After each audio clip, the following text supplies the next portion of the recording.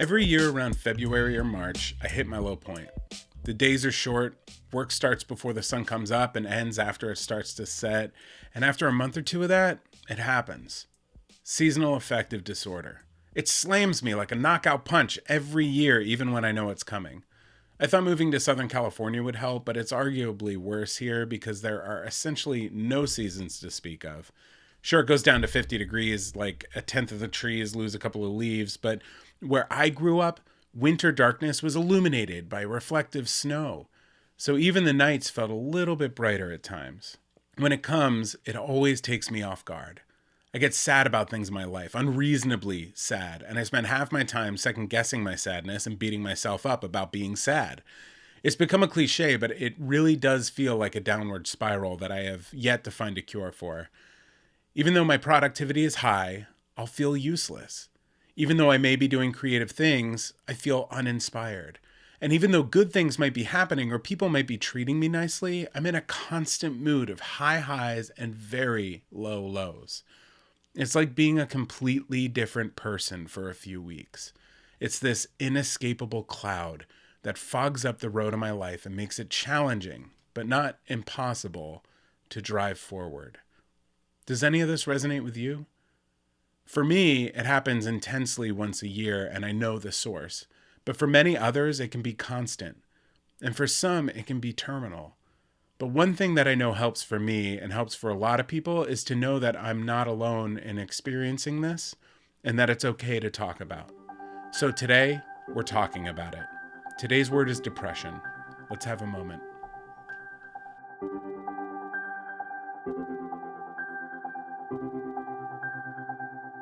Recently, I wake up and I'm immediately on TikTok.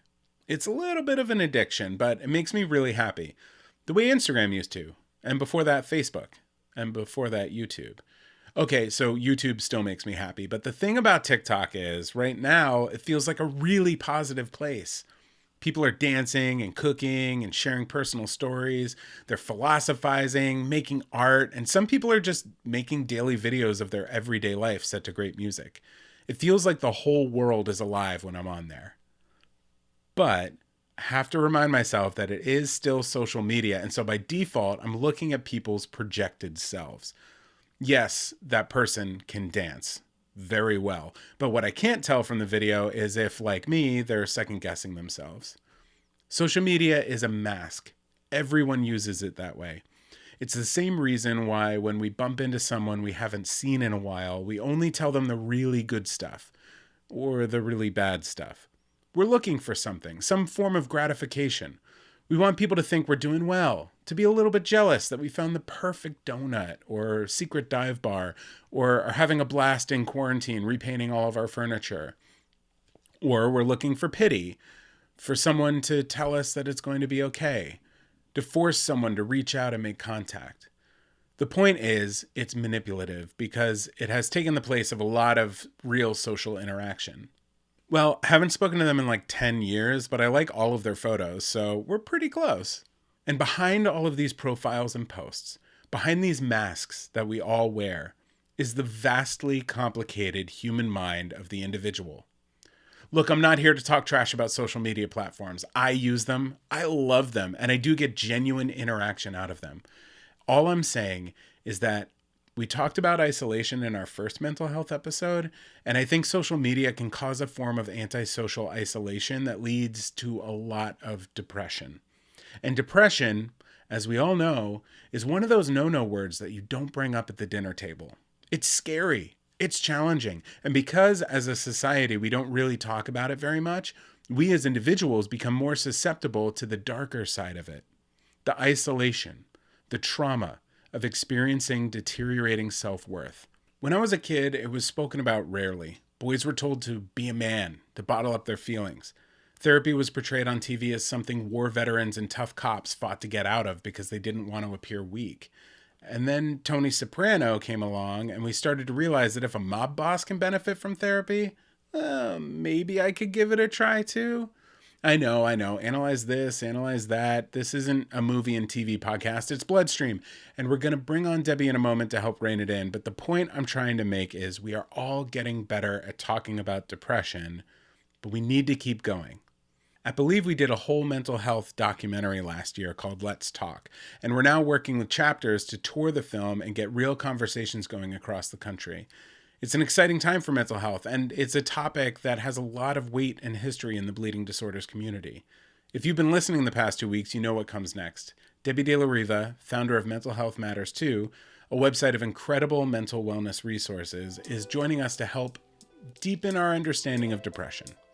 Debbie, welcome back to the show. Awesome to be here. I want to start out today simple. What is depression? So in the simplest terms, depression is a mood disorder. And it's characterized by two things, really. Number one, this just profound sadness and loss of interest in basically your life.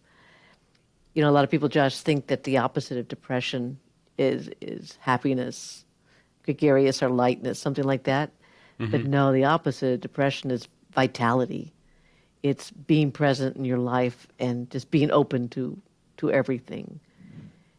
That's why depression is so hard to figure out sometimes, because it can be so slight that you don't really know. Not to just harp on the whole COVID thing, but being in our homes for a year, it's kind of hard to tell, am I just bored out of my mind or am I feeling depressed? Because there is that like little slice of life feels like it's missing.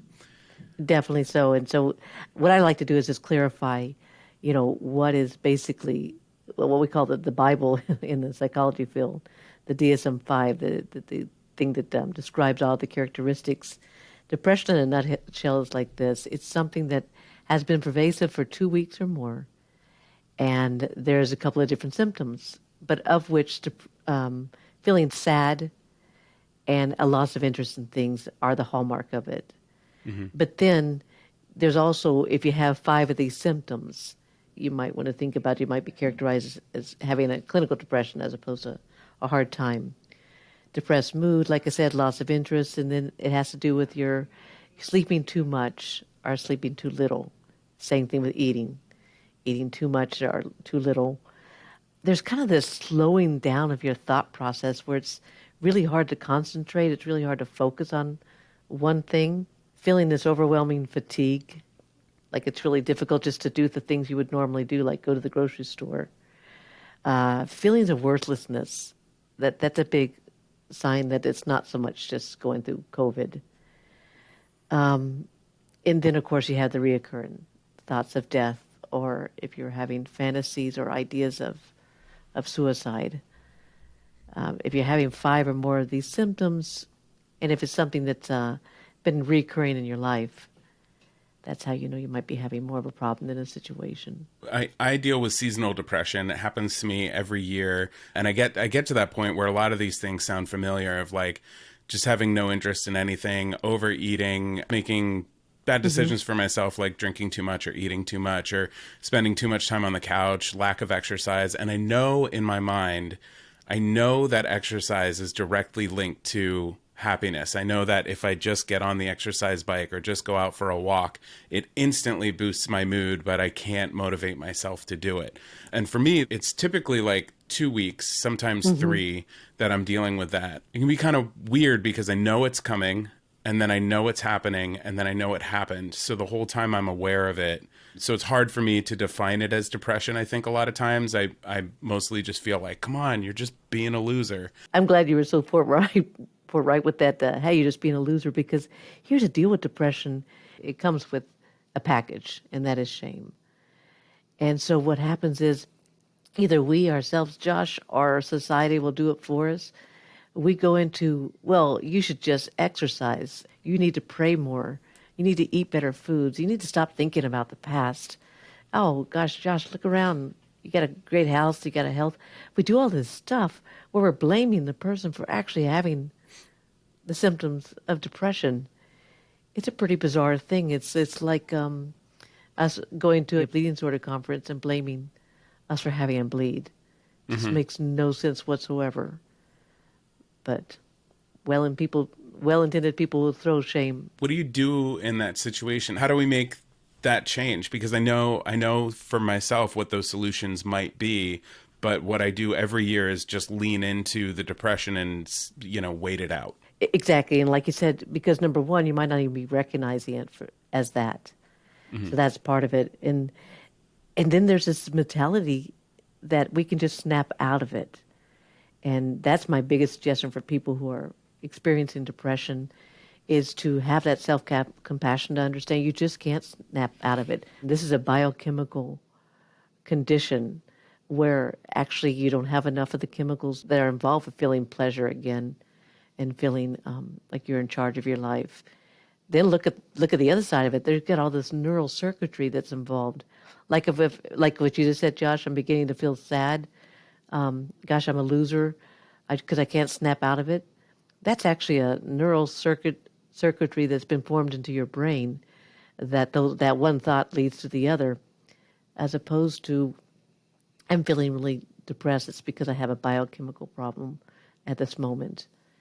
And there are things I can do for myself, and I'm going to try to do them the best I can, given the fact that I'm living with depression. Got a whole different way of looking at it. Another piece of that is that people got to realize that, oh my gosh, you just can't change depressive coping skills. You can't do maladaptive skills just overnight. These things have developed, for many, many years. The key to helping people who are dealing with depression is just really allowing them to feel the feelings, to validate that they're there for a reason, and just understand that I might need to get some extra help right now, and that's okay. My depression is seasonal. I know for some people it can be very, very different, and specifically for the bleeding disorders community, it can be linked to our past. In our first episode, we talked about the HIV/AIDS epidemic and how that affected the bleeding disorders community a little bit. What are some other ways that depression can present itself within the community? What I've really seen, Josh, is a lot of people who are having depressive feelings, but they want to hide it from the community itself. This was really played out 2 years ago at one of the national conferences, where the younger guys didn't even feel like they had a voice about how rough it is to live with hemophilia, based on what the older generation went through. So I see that there's a resistance to even acknowledge it because people don't feel like that they have a right to be depressed, and that's one of them that I saw. Another thing is that people might withdraw from the community in general because, again, it's just either too painful to be there and to have those memories or not feeling understood and withdrawing. I want to speak to the moms and the dads out there, too, about how depression can manifest itself in our community because people might not even realize that our focus is on that child. We see ourselves as a link, to keep them alive and keep them safe. And what I'm seeing is parents are just wearing themselves thin and taking on all this guilt and not really taking care of themselves. So that's kind of how I see it many times in the community. What's a good way to talk to someone who's feeling depressed? When we bump into someone, you can see the telltale signs, or maybe they reveal to you like, hey, I'm having a really difficult time feeling depressed. I'm having these thoughts or whatever. How do you react to that? What's a positive way of reacting? Yeah, yeah. You asked for a positive way, but I'm going to go straight to the what not to do. Oh, Just perfect. I want to know that too. no, it's just that instead of saying it's going to be okay, oh my gosh, that can be so antagonizing to someone who's feeling depressed because no, in my current state, it's never going to be okay. Hopelessness and helplessness is a part of depression. But just to change that whole verbiage to a person to say, I see you, I know that you're really going through a hard time and it's impossible to think that you're going to feel better. And at the same time, I'm always going to be there for you. It doesn't matter if you don't ever feel like you're being a drag to me. I understand this is how you feel, and I'm going to stick with you. One of my favorite things is what my family would do with me, or to me rather, as growing up. The past is the past. That's your problem. You're just focusing on your childhood, and you just need to forget it. No. People with depression, yes, you're right, that there might be an idea that we might focus more on negative things as opposed to positive. But to realize when you're saying that to somebody, you're just invalidating their whole experience. So It could be worse. Don't forget about the people that you see in Save One Life. You know, the people that don't have delivered to their doors. That's just throwing shame on feeling sorry. There's actually a course that teaches people how to talk to people who are feeling depressed. It's called Mental Health First Aid, and it's not. There's even an acronym that's attached to it called ALGE, and basically, the L part is just listen non-judgmentally. It's hard, depending upon your relationship with that person, just to be in that space and allow them to be in pain, and not judging it, and not trying to fix it for them. So that's a big part of it. And another thing is that we tend to tell people that they're depressed and they're acting this way and they need to change, instead of just saying, I really noticed that you've lost a couple of pounds. I'm wondering if you're doing okay. Just instead of going, you are, come from, I've really noticed this about you, and I wonder if you want to talk about it. The thing about depression is that um, stress is what really incites depressive feelings. It's like the trigger of it. And so it's not that you really need to do anything for that person's depression, but maybe you can do something for their lives just to make it a little bit easier. Offer to take care of their kids so they can take a nap. Offer to do something around the house so they can get the rest that they need. That's what. Yeah, one thing I believe that I'm really grateful for is we're a collection of artists, and we know that being an artist often comes with a lot of feelings, and we try and keep an eye on any of our employees or each other on the leadership team, Oh, wow. to just make sure that if someone is needing space, that we have a structure set in place so that we can create that space for that person to have a day to just recalibrate, because being in production is incredibly stressful. We're working with tight deadlines. Sometimes we're working with very little sleep because we're just trying to get the job done in time. And that can be really taxing for people in our positions, with the stories that we're trying to tell. There's a lot of weight Yeah. of, this is important, we need to get it out there, and you can very easily neglect yourself, and that can put you in a depressive state. Mm-hmm. Wow, it's really nice to know that you guys are very sensitive to it and even have a plan. And wouldn't the world be a beautiful place if we could just be not okay? Yeah, I really wish a lot more of the world would work that way, because having worked in like the restaurant industry, you could be sick beyond belief, but if there isn't someone to back you up, you better be in that restaurant serving those tables, and maybe things will be a little bit different post-COVID, but I don't know, I don't know. And unless we're talking about it, things aren't really going to change. No, but I do want to highlight something that in the movie, Let's Talk Mental Health. I mean, that's what's one of the producers or whomever was interviewing asked them, what did you need the most when you were depressed? And they talked about just validating my experience. Just, yeah, I can see that would really be a difficult thing for you to process or to go through. That's where the healing starts. Does this all translate to when it's really bad, when someone's feeling suicidal? Is the approach relatively the same? These are steps to help people with depression, but how does that manifest when someone's actively suicidal? I think so. Yeah, it starts to be the same, because again, the whole idea is that you want to create that space that someone can feel comfortable to talk about suicide and having all of these thoughts, because that is so scary to have those thoughts in the first place. But if somebody can just say, yeah, I really hear that, and normalize, or maybe even normalize it by, you know what, I've had thoughts about that in the past too. Or go to your intellectualize, the research says, it's real common to have these types of thoughts. But, and that is also about, I understand that this is the way you're feeling, but I need you to also understand that sometimes it can be a very impulsive act. It can be like a wave.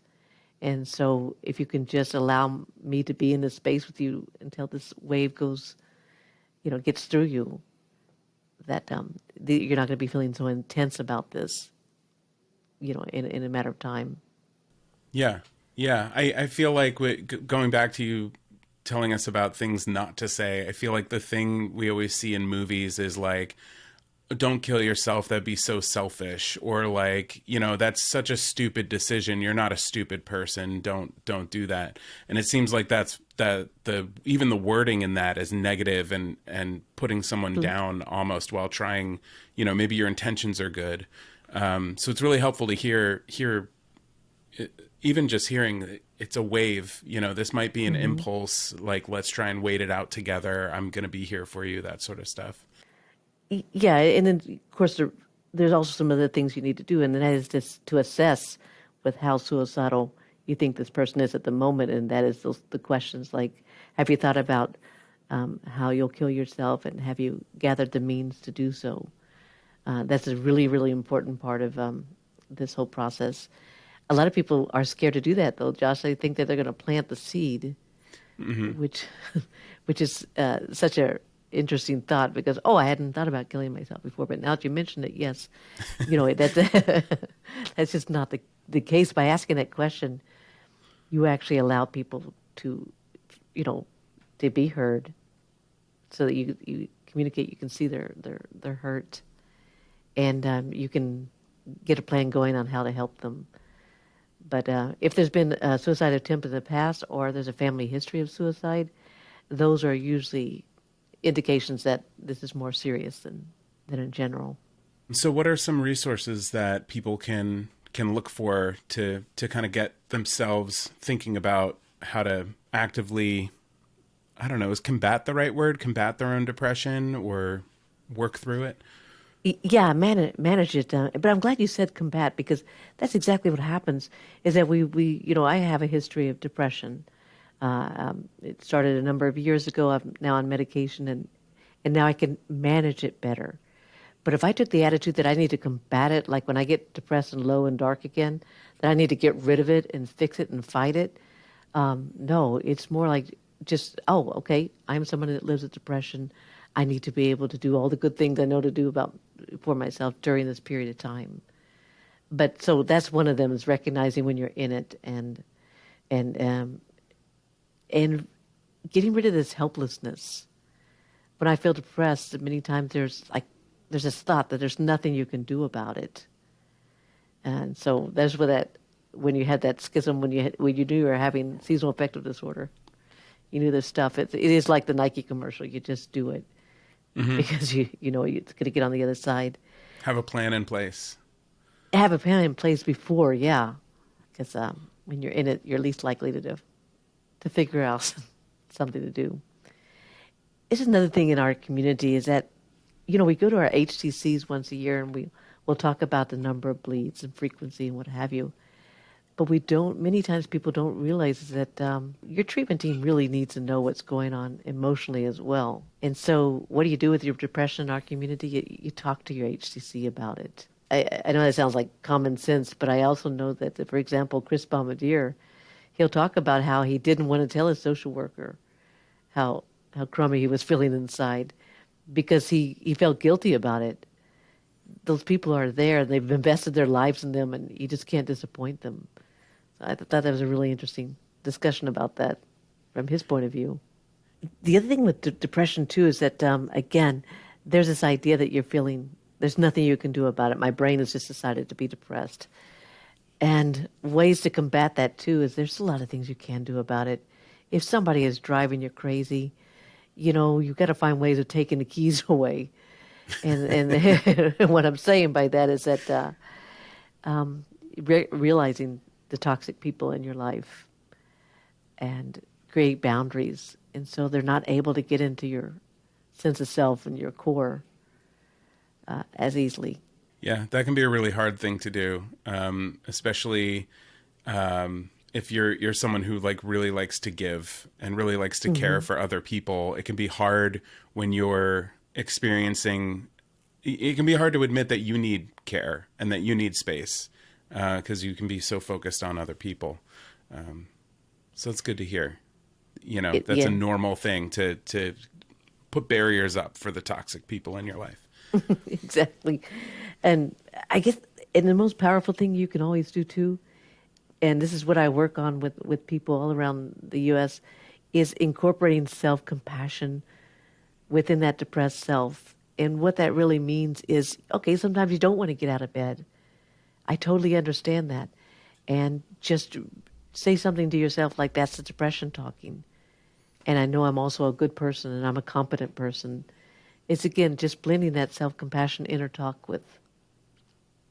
And so you're not the one that's doing the shame on top of feeling like, sad and ineffective.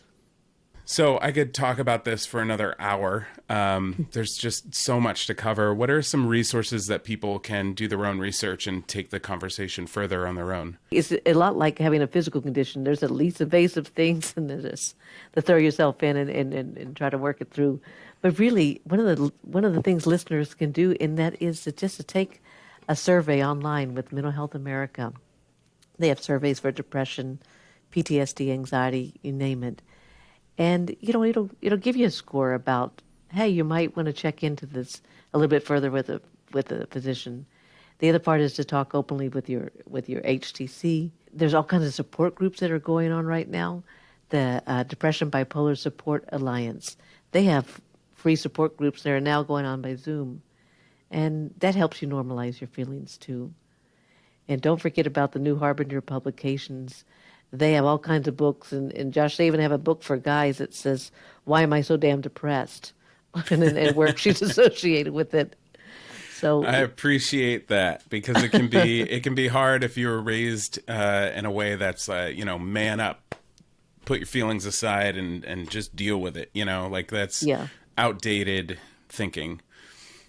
it is. So again, I just wanted to talk about that one place that you can access all these workbooks. Before we go, Debbie, would you mind taking us on a little moment of mindfulness to set our expectations for the rest of a good day? Oh yeah, definitely. Great. So we'll end on a short meditation and send you, dear listener, on your way to a healthy and happy rest of your day. If you want more resources pertaining to mental health, please check out mentalhealthmatters2.com. That's mentalhealthmatters2.com, where you can find just tons of information and resources pertaining to mental wellness. And now for your moment of mindfulness with Debbie. What I'd like you to do, I invite you to close your eyes for just a moment and realize that you're breathing.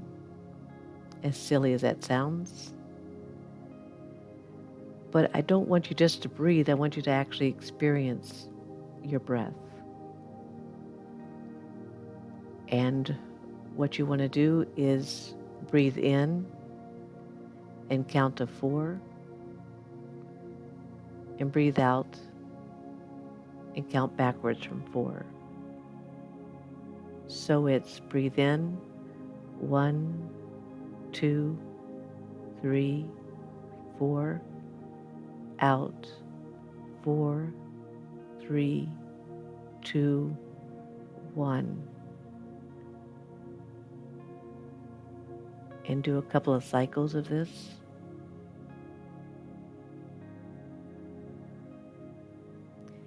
And really feel what that's like to have air in your belly, or what the air feels like as it goes through your nose.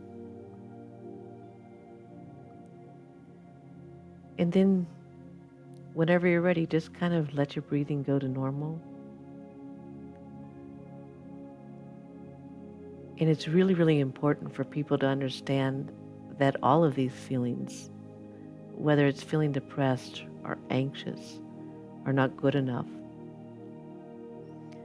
they're just as normal as the breath going in and out of your body. It's simply the human experience. And when you can just have your feelings without attaching any type of meaning to it, allow the feelings to do their job, and that is to let you know that things might not be okay right now, but eventually they will be.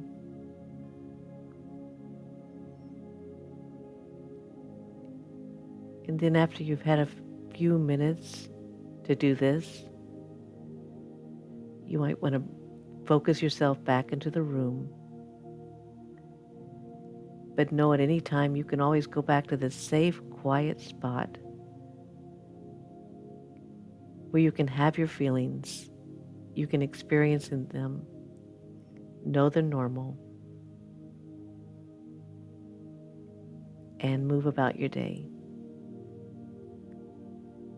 Just like the breath continues to go in and out, so will different challenges, and you'll rise above them.